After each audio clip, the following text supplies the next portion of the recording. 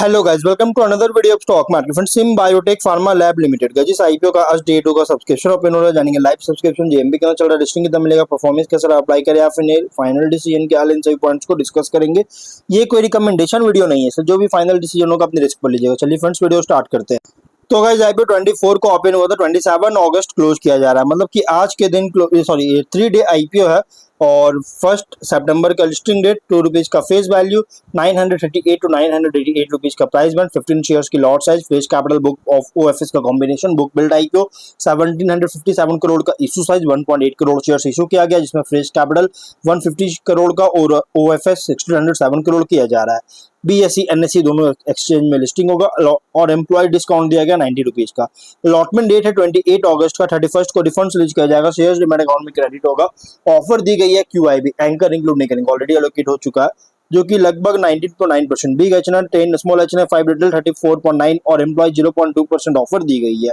Retail minimum 1 lot apply कर सकते हैं, 15 शेयर्स मिलेंगे, 14.8 पे करना पड़ेगा। मैक्सिमम 13 लॉट अप्लाई कर सकते हैं, 1.9 लाख पे करना पड़ेगा। B small HNI minimum 14 lot apply कर सकते हैं, 2.1 लाख पे करना पड़ेगा। मैक्सिमम 67 लॉट अप्लाई कर सकते हैं, 9.9 लाख पे करना पड़ेगा। Big HNI minimum 68 lot apply कर सकते हैं, 10.1 लाख पे करना पड़ेगा। मैक्सिमम कोई लिमिट नहीं है। लेकिन अगर 5 टाइम सब्सक्राइब होता है small HNI, big HNI, retail में जिस भी कैटेगरी में, तो आपको मिनिमम लॉट अलॉट होगा। Retail only 1 lot, small HNI 14 lot, big HNI only 68 lot allotment होगा अगर 5 टाइम सब्सक्राइब होता है तो। एंकर से 526.2 करोड़ का फंड रेज कर चुका है। लेकिन अगर हम इसके सब्सक्रिप्शन की बात करें तो डे 1 सब्सक्रिप्शन जो किया गया है अगर देखा जाए तो गाइज कंपनी फुल्ली सब्सक्राइब देखने को मिल रही है स्मॉल एचएनआई, रिटेल और एम्प्लॉय में, जो कि क्यूआईबी 37% सब्सक्राइब किया गया, अंडर सब्सक्राइब है 13.2 लाख शेयर्स, बीट किया 131 करोड़ का। बिग एचएनआई भी अंडर सब्सक्राइब है 82% का, 14.5 लाख शेयर्स बीट किया है 143 करोड़ का। लेकिन स्मॉल एचएनआई 1.6 टाइम सब्सक्राइब है, ओवर सब्सक्राइब है, 8.8 लाख शेयर्स ऑफर था, 14.7 लाख शेयर्स बीट किया 145 करोड़ का। रिटेल 1 टाइम सब्सक्राइब है, फुल्ली सब्सक्राइब हो चुका है, 62.5 लाख शेयर्स बीट किया 617 करोड़ का। लेकिन रिटेल एम्प्लॉय में 1.6 टाइम सब्सक्राइब है, over subscribe 33.4 thousand shares offer था, 55,000 शेयर्स का बीट किया 5.4 करोड़ का, जो कि टोटल हुआ 85% सब्सक्रिप्शन। अंडर सब्सक्राइब अभी देखने को मिल रहा है, 1 करोड़ शेयर्स बीट किया है, 1043 करोड़ का सब्सक्राइब देखने को मिल रहा है, जो कि अंडर सब्सक्राइब देखने को मिल रहा है ओवरऑल।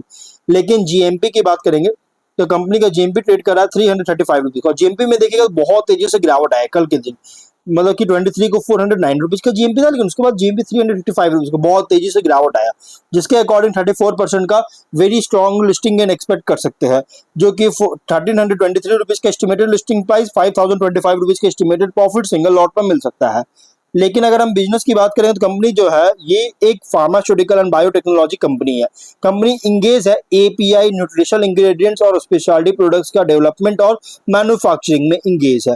कंपनी डोमेस्टिक और इंटरनेशनल मार्केट दोनों को सर्व करता है, रेगुलेटेड और इमर्जिंग रीजन्स में, और 30 इयर्स का इंडस्ट्री एक्सपीरियंस है, जिससे कंपनी इवॉल्व किया lab skill steroidal hormone API manufacturer, जो कि 1995 में था, और इसे इवॉल्व किया industrial scale backward integrated manufacturing platform में। और अब कंपनी जो है सो अप्रूवल लेता है यूएस एफडीए, ईयू जीएमपी और ministry of food and drug safety Korea, other global regulatory organisation से कंपनी जो है सो सर्टिफिकेशन लेता है, जिससे इंटरनेशनल मतलब कंपनी इंटरनेशनल मार्केट में एक्सपोर्ट कर सके कंपनी प्रोडक्ट्स का एपीआई। और कंपनी का अगर हम यहाँ पे फाइनेंशियल उसका जो मैक्सिमम केमिकल सिंथेसिस का कैपेसिटी है 584.7 मेट्रिक टन्स का, फर्मेंटेशन कैपेसिटी है 300 किलो लीटर्स का, 2 industrial scale API manufacturing facilities है।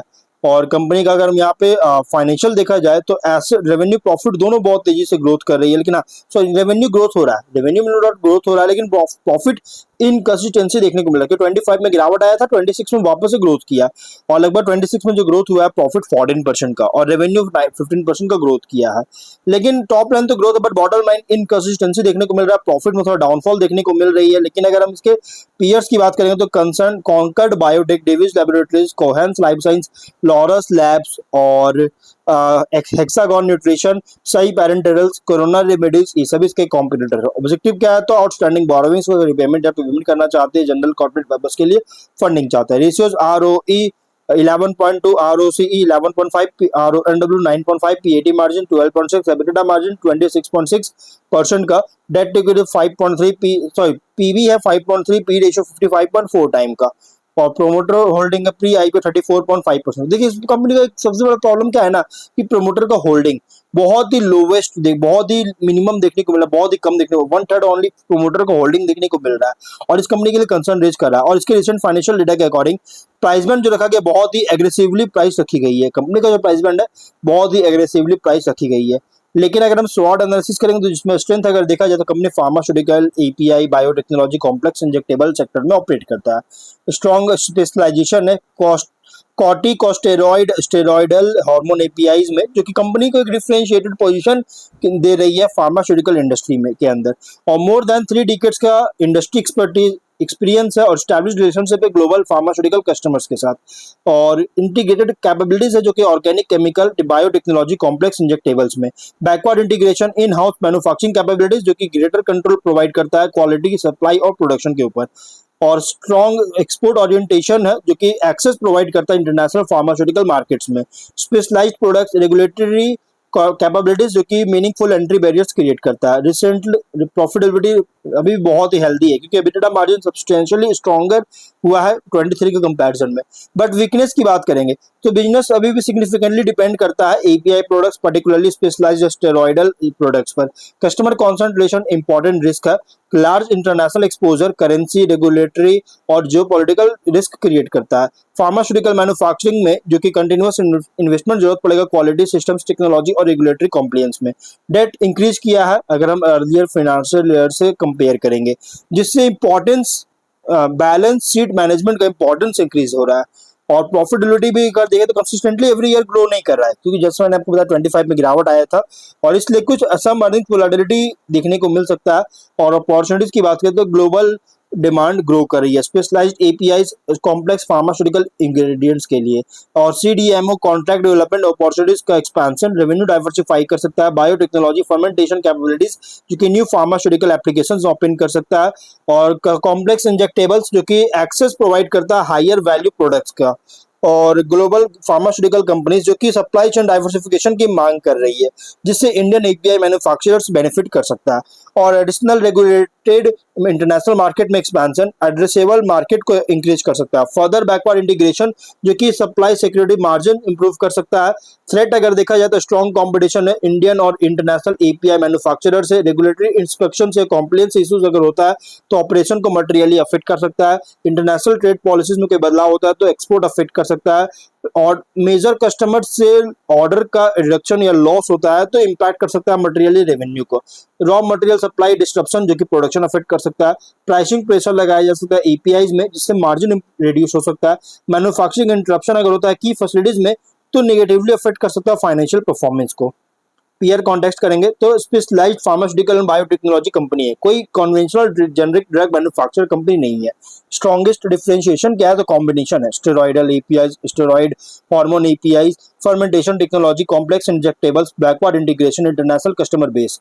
और कंपनी जो है ना स्ट्रॉन्गर टेक्नोलॉजिकल पोजिशनिंग है, कोई purely competitive oriented API manufacturing नहीं है। और business biggest long term opportunity क्या है कि higher value API, CDMO, biotechnology, complex injectable से कंट्रीब्यूशन इंक्रीज हो रहा है, जबकि ट्रेडिशनल एपीआई बिजनेस पर जो डिपेंडेंस है रिड्यूस कर रही है। लिस्टिंग स्ट्रैटेजी, लिस्टिंग के लिए पॉजिटिव लेकिन सेलेक्टिव। स्पेशलाइज्ड फार्मा पोर्टफोलियो जो कि international presence, strong technical capabilities जो कि प्रॉफिटेबिलिटी इंप्रूव कर रहा है, जिससे आईपीओ अट्रैक्टिव बनाता है।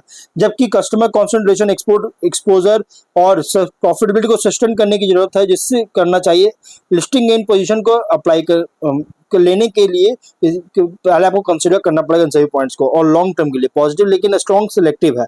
सिम्बायोटिक जो है ना ये डिफरेंशिएटेड बिजनेस है मीनिंगफुल एंट्री बैरियर्स के साथ, और एक्सपोजर है स्पेशलाइज्ड फार्मास्यूटिकल प्रोडक्ट्स में।